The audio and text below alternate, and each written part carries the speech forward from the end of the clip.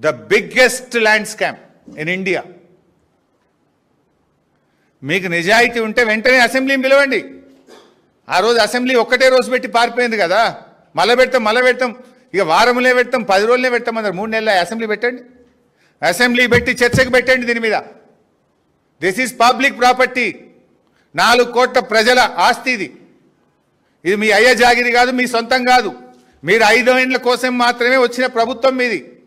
మీరు 5 ఏళ్లు పాలించడానికి మాత్రమే మీకు అవకాశాలు ఇచ్చారు. తాతల తండ్రుల తరతరాల ఆస్తిని మీ ఇష్టం వచ్చినట్టు అమ్ముకోవడానికి మీకు అధికారం లేదు.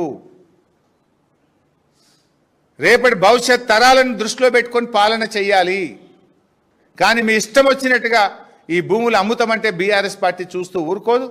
వి demand for in immediate assembly session పెట్టండి, ఈ పాలసీని చర్చకు పెట్టండి, ఓపెన్గా డిస్కస్ చేద్దాం, ప్రజల సమక్షంలో డిస్కస్ చేద్దాం, ప్రజల కోసం మాట్లాడదాం, పారదర్శకమైన పాలసీ తీసుకురావాలి తప్ప మీరు ఈ రకంగా ఇష్టం వచ్చినట్టు కొల్లగొడితే బీఆర్ఎస్ పార్టీ ప్రజల పక్షాన పోరాడుతుంది.